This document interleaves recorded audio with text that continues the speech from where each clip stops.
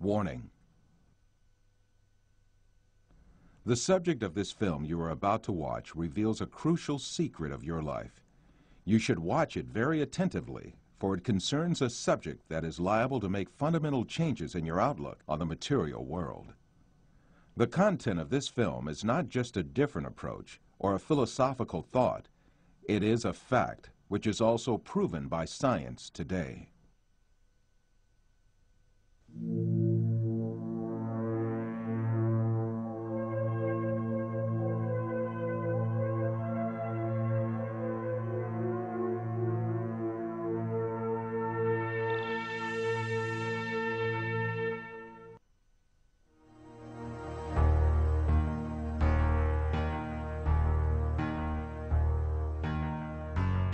Man is conditioned right from the beginning of his life that the world he lives in has an absolute material reality.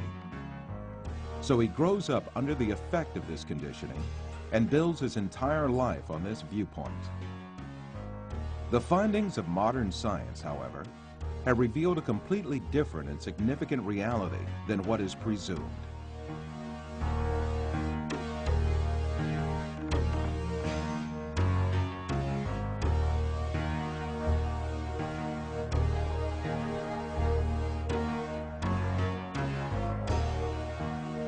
All the information that we have about the external world is conveyed to us by our five senses. The world we know of consists of what our eyes see, our ears hear, our noses smell, our tongues taste, and our hands feel. Man is dependent on only those five senses since birth. That is why he knows the external world only the way it is presented by these senses.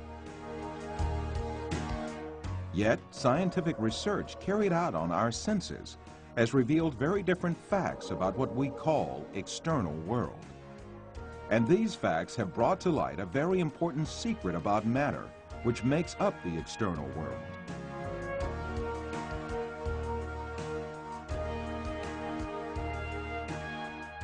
Contemporary thinker Frederick Vester explains the point that science has reached on this subject. Statements of some scientists posing that man is an image, everything experienced is temporary and deceptive, and this universe is a shadow, seems to be proven by science in our day. In order to better grasp this secret behind matter, let us be reminded of our information about our sense of sight, which provides us with the most extensive information about the external world.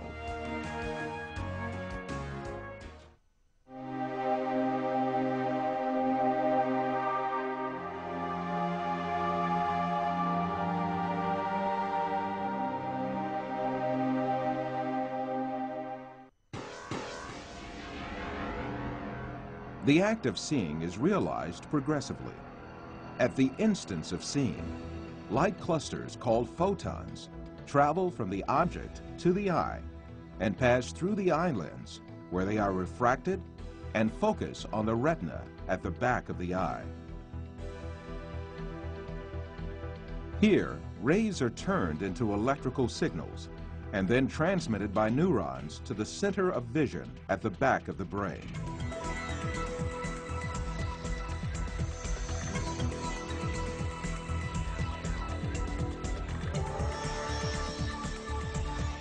The act of seeing actually takes place in this center in the brain.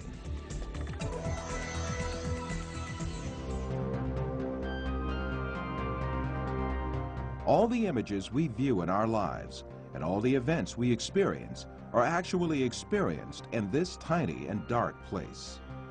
Both the film you are now watching and the boundless landscape you see when you gaze at the horizon actually fit into this place of a few cubic centimeters.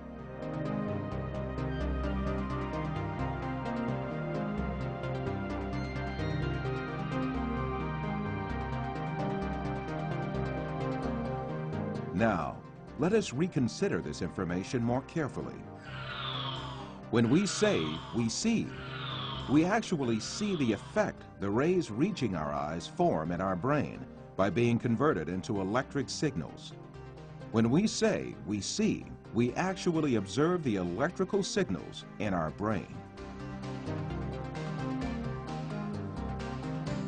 By the way, there is another point that has to be kept in mind. The brain is sealed to light, and its interior is absolutely dark. Therefore, it is never possible for the brain to contact with light itself. We can explain this interesting situation with an example. Let us suppose that in front of us there is a burning candle, and we view its light.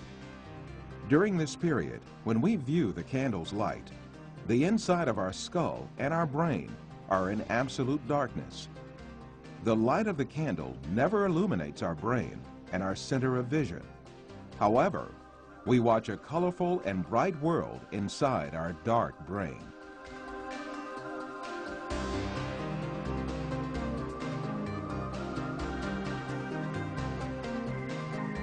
The same situation applies to all our other senses. Sound, touch, taste, and smell are all perceived in the brain as electrical signals. Therefore, our brains throughout our lives do not confront the original of the matter existing outside us, but rather an electrical copy of it formed inside our brain. It is at this point that we are misled by assuming these copies are instances of real matter outside us.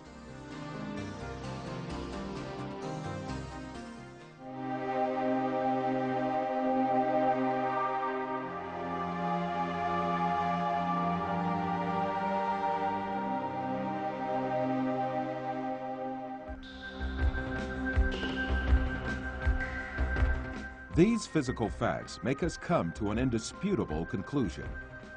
Everything we see, touch, hear, and perceive is matter. The world, or the universe, is only electrical signals in our brain.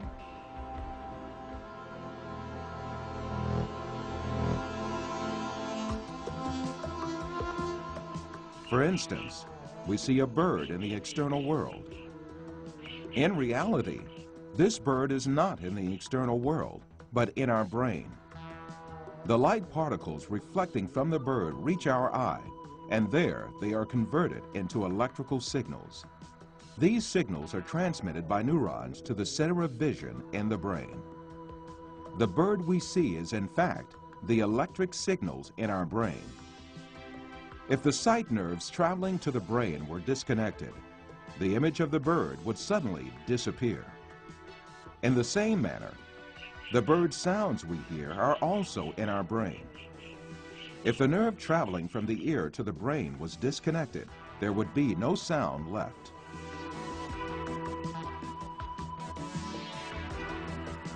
Put simply, the bird, the shape of which we see, and the sound of which we hear, is nothing but the brain's interpretation of electrical signals.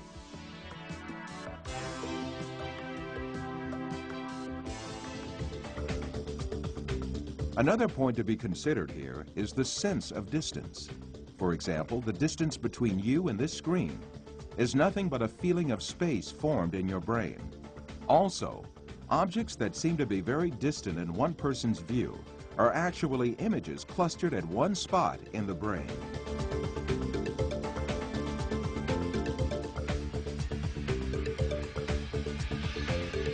For instance, someone who watches the stars in the sky assumes that they are millions of light years away from him. Yet the stars are right inside himself and the center of vision of his brain.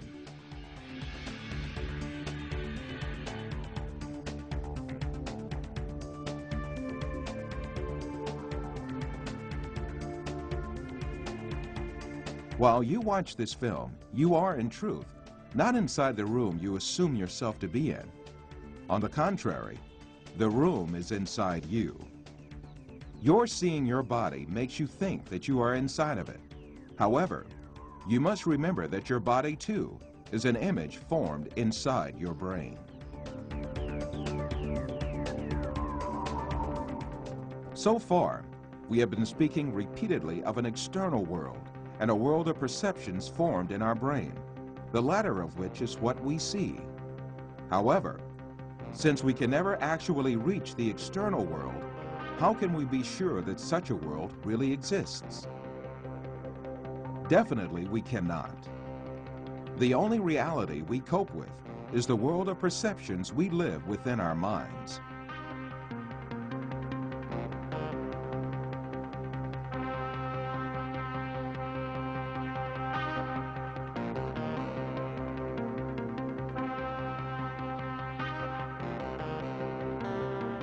We believe in the existence of objects just because we see and touch them, and they are reflected to us by our perceptions.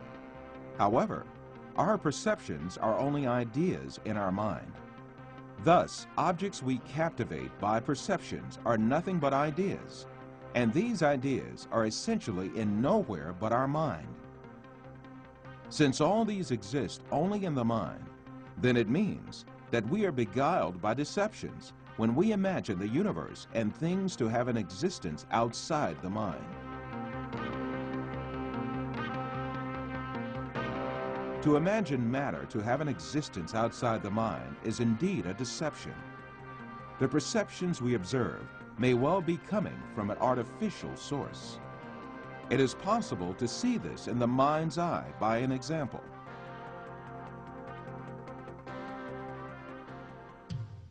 First, let us suppose that we could take our brain out of our body and keep it alive in a glass jar. Let us put a computer in which all kinds of information can be recorded. Finally, let us transmit the electrical signals of all the data related to a setting, such as image, sound, and smell, to this computer. Let us connect this computer to the sensory centers in our brain with electrodes and send the pre-recorded data to our brain. As our brain perceives these signals, it will see and live the setting correlated with these. From this computer, we can send to our brain also signals pertaining to our own image. For instance, we can send to our brain the electrical correlates of such senses as sight, hearing, and touch that we perceive while we sit at a desk. In that state, our brain would think itself as a businessman sitting in his office. This imaginary world would continue as long as the stimulations keep coming from the computer. We would never realize that we only consist of a brain. It is indeed very easy for us to be deceived into believing perceptions without any material correlates to be real. This is just what happens in our dreams.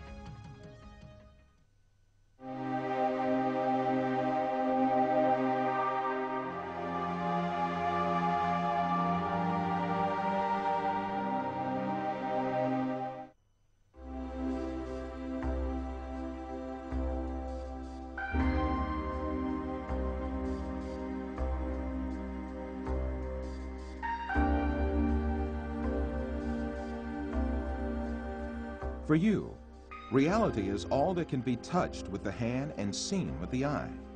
In your dreams, you can also touch with your hand and see with your eye. But in reality, you have neither hand nor eye, nor is there anything that can be touched or seen. Taking what you perceive in your dream to be material realities, you are simply deceived.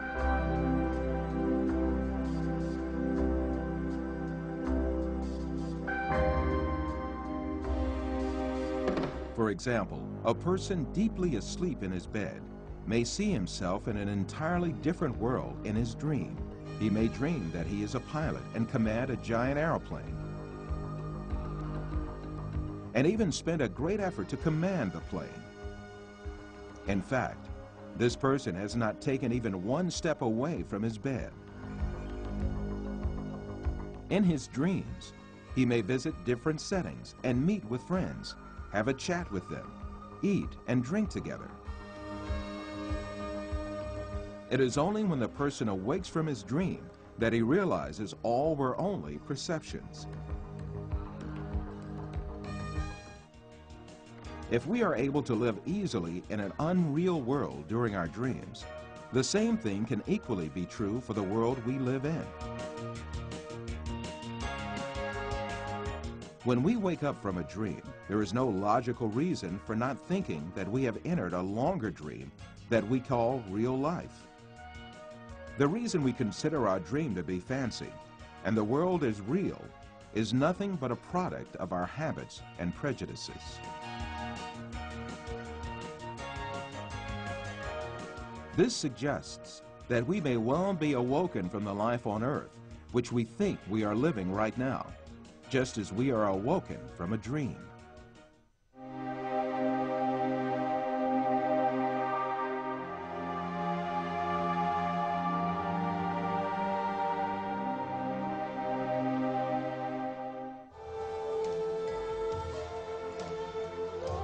After all these physical facts arises the question of primary importance.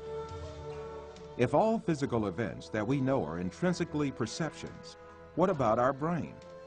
Since our brain is a matter just like our arms, legs, or any other object, it also must be a perception just like all other objects. An example will illuminate the subject further. Let us think that we extend the nerves reaching our brain and put it outside our head, where we can see it with our eyes. In this case, we would be able to see also our brain and touch it with our fingers. This way, we can understand that our brain is also nothing but a perception formed by the senses of vision and touch. Then, what is the will that sees, hears, and perceives all other senses if it is not the brain? Who is it that sees, hears, touches, and perceives the taste and smell? Who is this being that thinks, reasons, has feelings, and moreover that says, I am me? One of the important thinkers of our age, Karl Popper, also poses the same question. Since the Greeks, philosophers have been thinking about the ghost in the machine, the small man within the small man, etc. Where is I, the person who uses his brain? Who is it that realizes the act of knowing? As St. Francis of Assisi said, what we search for is the one that sees. In fact, this metaphysical being that uses the brain, that sees and feels, is the soul. What we call the material world is the aggregate of perceptions viewed and felt by this soul. Just as the bodies we possess and the material world we see in our dreams have no physical reality, the universe we occupy and the bodies we possess now also have no physical reality. The real absolute being is the soul. Matter consists merely of perceptions viewed by the soul.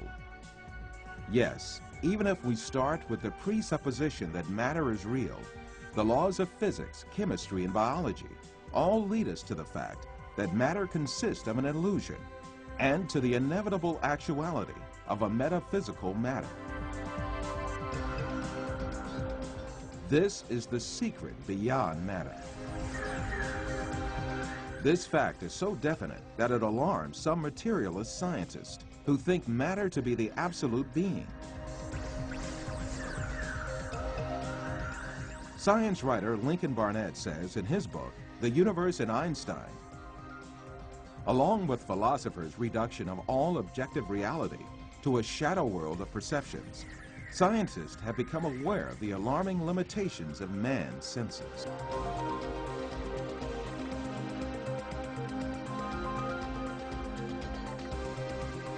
All these facts bring us face to face with a very significant question. If the thing we acknowledge to be the material world is merely comprised of perceptions given to our soul, then what is the source of these perceptions? In answering this question, we must consider the fact that matter does not have a self-governing existence by itself, but is a perception. Therefore, this perception must have been caused by another power, which means that it must have been created. Moreover, this creation must be continuous. If there were not a continuous and consistent creation, then what we call matter would disappear and be lost.